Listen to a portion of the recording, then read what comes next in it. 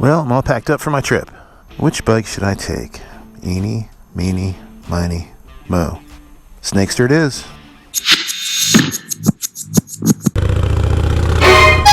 Sheesh! Oh, buddy, that's a little dangerous. Alabama, that figures. Who cares about rules? Staying within lines. Daytona Beach. That sounds like a good destination. Well, I've packed up my gear. I'm heading out for the weekend. Nice long 3-day weekend, Labor Day weekend. I gotta get out of town, man. I need to get on the bike here and just cruise. Glad I opted into the Snakester here. Though it's not the best on the interstate, some say. I mean, I don't mind it. Keeps up with traffic just fine. And with my new Vikings convertible sissy bar luggage rack, I got plenty of room for luggage. With my new risers, I got comfort now. I'm not crouched over, so I can take this on some long trips, like 3-day weekends. Exactly what I'm doing right now. Scanning. Warning. It's crazy out. Everybody's all over the place. Let's see. Coming up on OBs. Let's see if Uncle Bogator's at home. I see a banana hammock.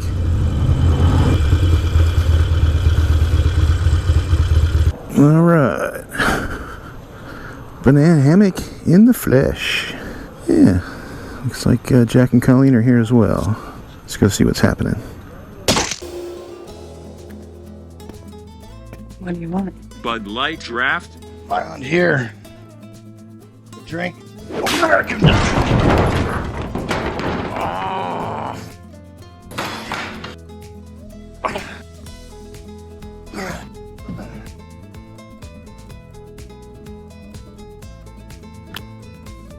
American it is.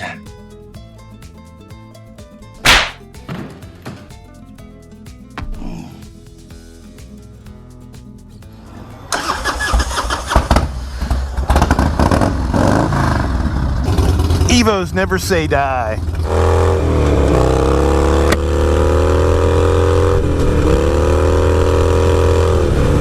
Woo! All right. Picked up some fellow riders at OB's. You got Bueller, Skittles McDiddles, and the Bogators. Bo Mama and Uncle Bogator. And we're gonna head over to Daytona Beach to the Boot Hill Saloon and check out Shovelhead Show.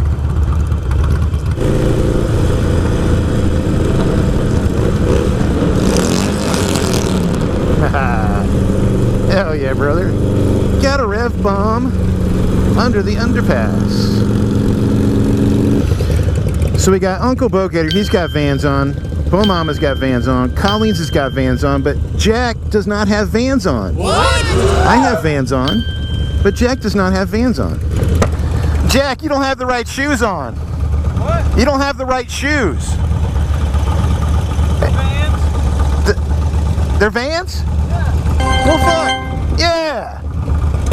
He has the cool Vans then, because I've never seen those before in my life. Those are the rugged, durable Vans. Okay. All right. It's a gang of Vans. We all got Vans on. Oh, yeah, baby. Oh, yeah.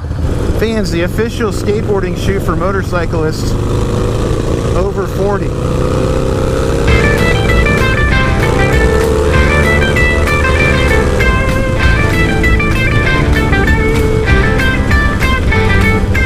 But here we are at the wonderful Boot Hill Saloon in Daytona Beach. Because you're better off here than across the street. And across the street is the cemetery.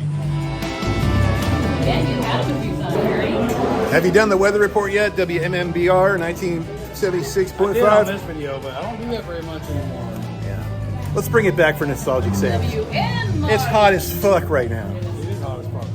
Swamp ass. Swamp ass. Nothing but swamp ass. Swamp titties. Swamp titties? Okay. I got those too. Skittles says swamp titties. Swamp middies. It is.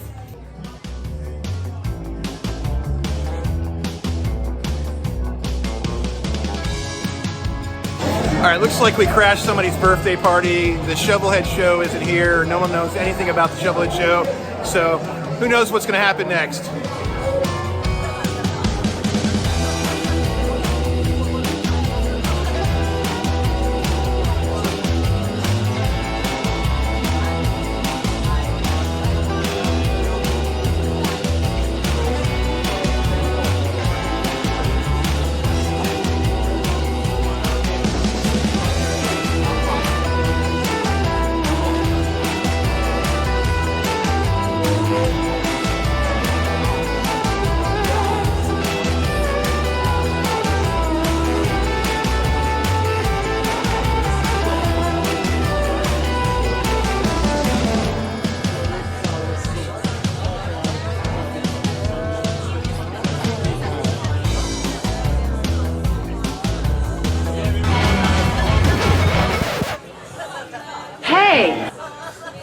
Just take 10, baby.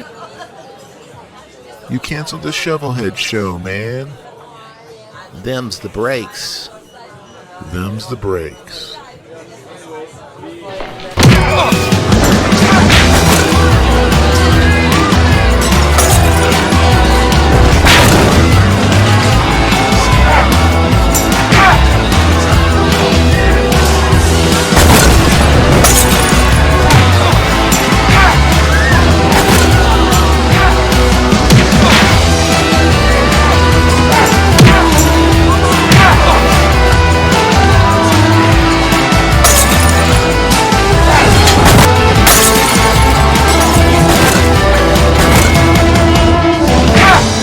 No Shovelhead Show, so we're gonna head over to Froggies around the corner.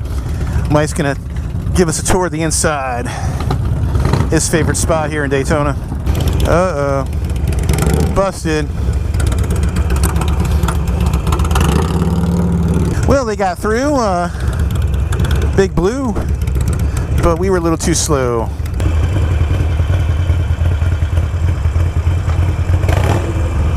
Hello. No, he cop blocked Colleen. He came out and stood in front of her. All right, before we get in there, Uncle Bogate, I don't know if you watch his channel or not, but he always says, I'm going to Froggies, and he wants to show you inside, but he never shows you inside. He just leaves you at the door, and you wonder what's going on in there. So I'm gonna give you the behind the scenes, the exclusive behind the scenes of Uncle Bogator in his natural habitat. And I can hear it's pretty kicking right now. It's a little bit more happening than the Boot Hill Saloon. Let's go check it out.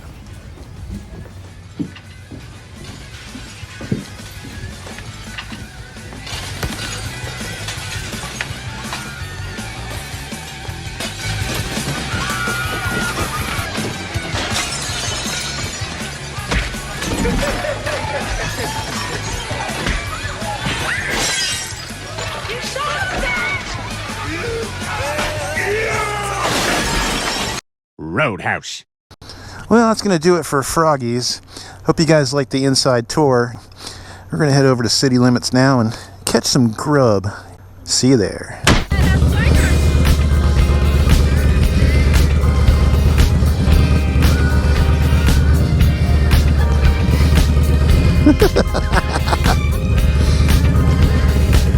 All right, we arrived at City Limits D-Land Tap Room and Grill. Sandwich, you're welcome. There's some ketchup and mustard and some silverware down there, okay? So on the menu it said $8 for fries and $8 for the sandwich. $8 for the fries? They don't look like $8 fries. You got the boom boom shrimps. The boom booms. You got the boom boom Boom shrimps. booms. Like, that didn't come with it? No. I think I got some flim flamming going on here. So they probably won't charge separate. We'll get the same thing every week. Sometimes it's $56, sometimes it's $72. It's like, okay. Shrimp's good. No, Bonnie. I mean, They invited you to I think it's pretty good. I was gonna say, Fries are good. I get more drunk. Look at this. 03 Springer Softail. That's awesome. That's definitely on the list of bikes I need to have. An 03 Springer Softail. Wouldn't mind the bad boy either from the Evo era. All right, that's gonna do it from City Limits. Now I'm gonna hop on the bike and head to North Florida. to make my next stop in this little mini vacation weekend on the bike.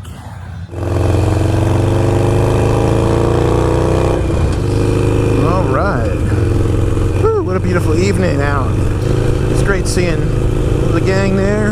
Uncle Bo Gator, Bo Mama, Bueller, Skittles. I always enjoyed hanging out with them at the campouts.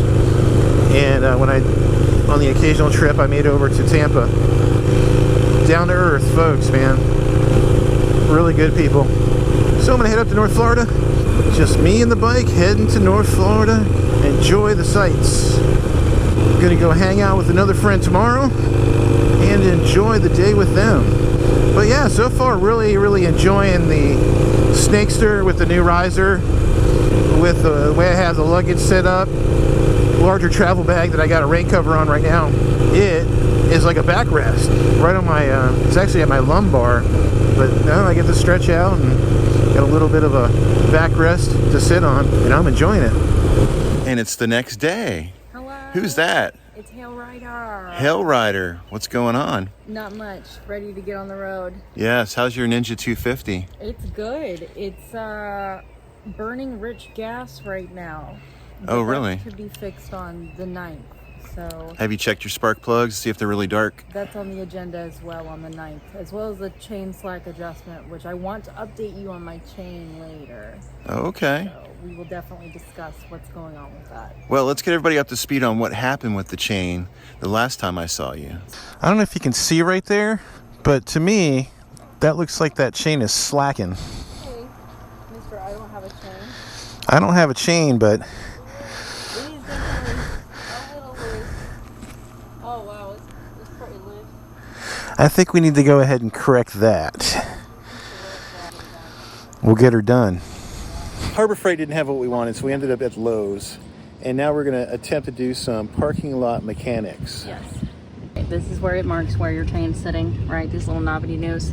There's the line. We're going to try to match up with whichever one. I'm going to look on the other side. It's there in the middle, but I think I just need to tighten it all around. So we just performed some bullshit check, and now we're just going to kind of feel our way through it. Essentially. Now, some of you out there might say, well, you're a man, why don't you pitch in and help? That's not today's woman. Today's woman is self-sufficient, self-reliant, can do everything a man can do, but better. Plus, I don't know what the hell I'm doing with metric bikes. Oh, I see. Is that going the other way? That's going that. Lefty-loosey, I righty-tighty. need to go that way. I think in this case, left is down and right is up. It is weird.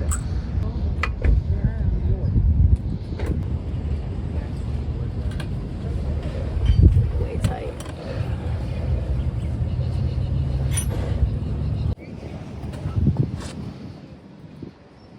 That is like the tightest part of the chain. I mean, It looks tighter now. it does, but I don't know if it's too tight. But Looks too tight. it does. All right, so it's the next day, and we have gone to YouTube University, and they said get some wood and hammer the back half of the bike, and it'll go in the other direction. The chain will do what we need it to do. So that's what we're going to try and attempt to do today. It's hammer time.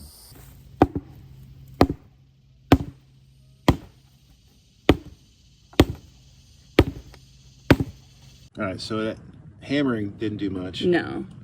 It didn't do anything. No. Because this is pushing the swing arm, I guess. But it's like, yeah, I guess that's pushing the swing arm, not the wheel. So if we loosen it, we want the swing arm to go back. So this is where I'm like so fucking confused. Because we want the swing arm to go. So then how is like loosening it? See, this is where it doesn't make any fucking sense. How about we hammer that? No. No. That's a bad idea. Recipe Okay. for disaster. Okay, yeah. So it's my chain's probably shit. It's too tight in one spot, like weight can't move, and then like way too loose in the other spot. So yeah, most likely I just need a new chain, but Yeah. we're gonna try to see if we can make this work a little bit. So All right, let's take it around the block and see if it self loosens. self heals itself, hopefully. We have no idea what we're doing. All right, guys, it's later in the day, and this is what we've discovered by phoning several friends, reading YouTube, and getting some advice, is that the chain is dirty. So dirty that it needs to be cleaned, and so dirty that it can't be cleaned, it needs to be replaced. So we're going to spray white lithium grease all over it and run it.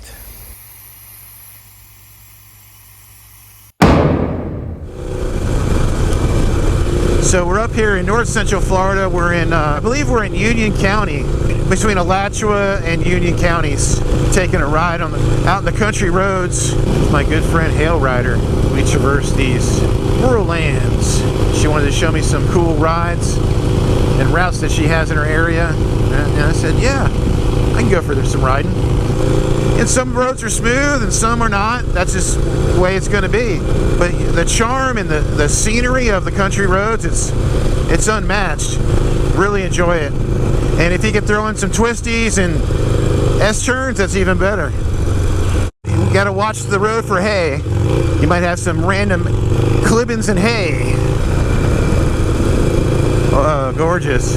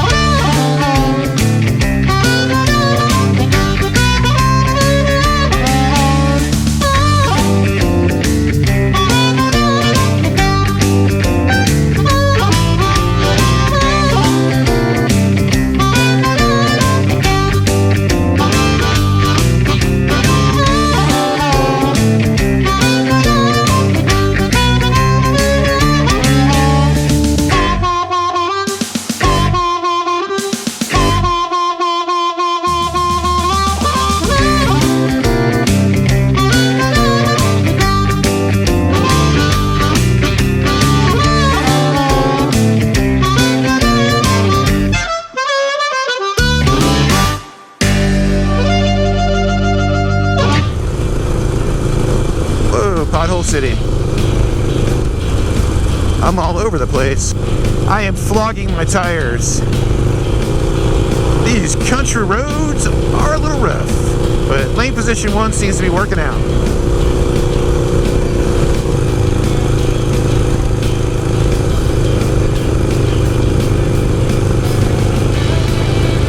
That sure is gorgeous out here, though. Nice little S-turns and bends. Yeah, this is awesome. Good stretch of roads with some decent turns on them.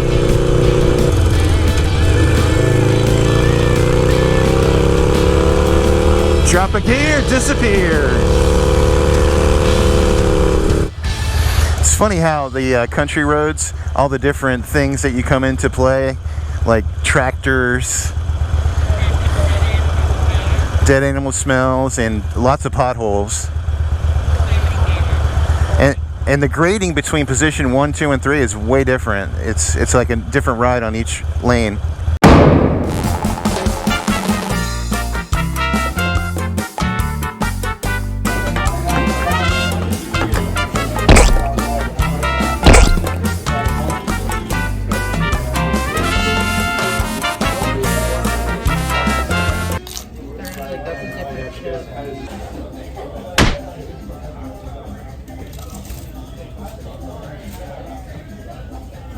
So I posted that video about DEI, Right. the one that got all those hits that blew up Right. a couple weeks ago. So in that research, I found out some interesting little dirty tidbits. Oh. That I have this conspiracy theory that involves Harley-Davidson and BMW. World War I, right? Right. Which is like around like 1917. Yeah. It's like over 100 years ago. Right. Harley-Davidson was asked to provide motorcycles to the U.S. government. For why? To help with the troops. Troops need motorcycles. Troops need motorcycles to traverse. Right. As an alternative to horses. Because Okay. previously it was always horses. Right. Now we have multiple horsepower. Correct.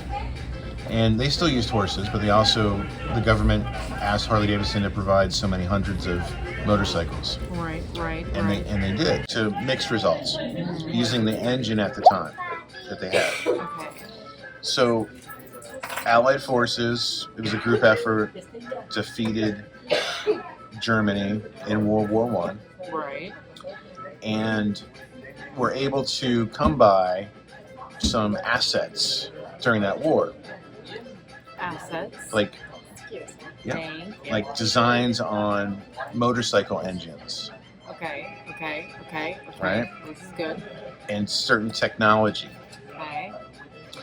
And shortly thereafter, World War I, Harley-Davidson produced their WL engine, which was a revolutionary engine at the time. World lore. I don't know what the WL stands for, but Okay. I mean, we could say war losses, Warlord. warlord. And that engine technology, Harley then started to produce for the masses to purchase. Right. This is before World War II. Right. And that engine ran all through the mid-1920s, all the way up into the 30s. Right. Same engine. And then World War II happened, Yeah. and Harley made a special version of this motorcycle with the WL engine, Okay. and they called the whole motorcycle the WLA. And it was outfitted with like a rifle holder and all this military materials. That's dope. Can I get one? Right. That's pretty They're sick. very valuable. Yeah. And there's a nickname for it. I can't remember it. I'll throw it up on the screen. But it had a cool, badass nickname. Wow. Again, we were called into the war late in World War II. Right. We were trying to stay out of it, Yeah. United States. Freaking Pearl Harbor. And then so we do our business. We get it done. Yeah. Right. We save the world, America. And again, we occupy Germany. Right. Okay. Right. This is where the story gets kind of interesting. Okay. So, the Allied forces, the troops would just go into someone's home and occupy the home, and they'd live with the family. That's awkward. Right. And so, the families, usually the husband wasn't there. He was either killed in war, or he was still off at the war. Were they pillaging?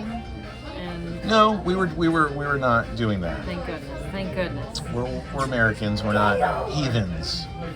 So I would argue that's one and the same. So but historically, we did not do that. yes. Okay. But we did live with the people. Right. So one family in Germany housed soldiers in their home, and it was a female, the lady of the house, Right. with her daughters. Right. Okay? And the husband was still out in the field. He was a German soldier. Yes. Well, it turns out that particular household, the German soldier, the man of the house, was a Nazi. Okay. But he was in this period where he was being held, and they were vetting to see how Nazi he was. Wow. Was he just a Nazi supporter, or was he an actual Nazi SS? Because what happened was that if you were a SS officer or a Nazi guy, you were stripping all this stuff off your uniform to make you look like a regular soldier. Wow. Because regular soldiers were kind of forced to, enlist. Right. This house. And this is related to Harley-Davidson and BMW. You Yes. promise, right? We're Yeah, getting I there. promise. Okay. And this house, the soldier was put on a list that he had affiliations with the Nazi regime. Wow. And he was sentenced to 10 months in whatever prison system they had at the time. As that he should have been. Right. But he wasn't fully convicted of being a Nazi because he went in front of this review board and pled his case. Wow. And somehow they said, okay, you're not. They had different severity levels of Nazism, Right. and he got the least one. Right. So they let him go. 10 months later, he comes back to the house. The soldiers are still in the house, occupying the house. Guess who this guy is? Whoa. He's a German shoemaker. That's his trade. Okay. He and his brother owned a shoe company. Okay. His brother also got caught, Okay. but they let him go right away. Wow. He got vetted through the system. Wow. Okay, but the other one did not. And this kind of caused the dealings of the soldiers living in the house and what was said, and the two households, the wives, they got in a fight, and it caused a rift between the two brothers. So the shoe company split in half. One formed Adidas and one formed Puma. Wow. So you're still thinking, how does this tie into Harley-Davidson? I am so wondering how this ties into Harley-Davidson. Okay. The most richest family in Germany at the time was the family that ran BMW. Right. Okay. And because of the war, the two shoe guys really didn't have a lot of capital. Right. So they both, at separate times, went to the family, these oligarchs of the BMW family, and they both, because the owners, the family, they were friends with both brothers. Right. And they both were given money to start their shoe company, Puma and Adidas. Okay. So now we fast forward to 2024, and all this wokeness is going on. Right. We're doing research of the German CEO for Harley-Davidson. Well, it turns out that BMW invested quite heavily, that family invested quite heavily into Puma when Jochen Zeitz, the CEO, ran Puma. He ran... Right, because he like rescued Puma. He rescued Puma. And the funding that he got through investments were investments primarily held by that BMW-owned family. Right.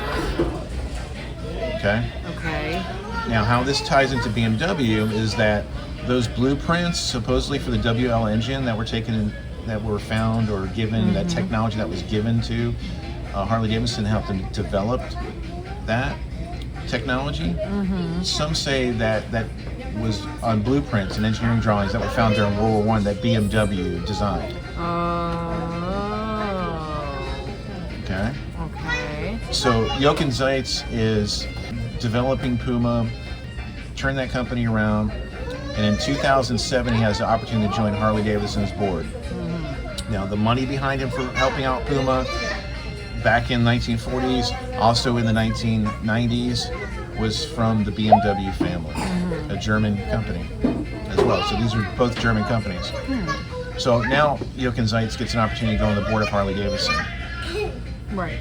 What's the chances that BMW planted Jochen Zeitz on the Harley-Davidson board just to implode the company?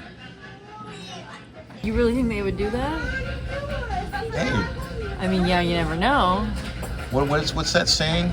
All's fair in love and business? Or Yes. is that love and warfare?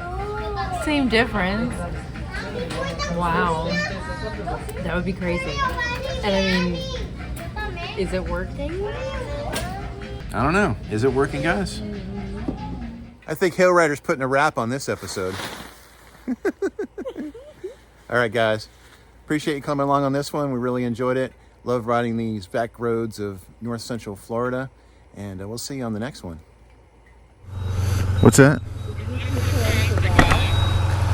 I don't know, guys. Is YouTube paying for gas? Is YouTube paying for gas? Survey says yes. I said it at the same time you said it.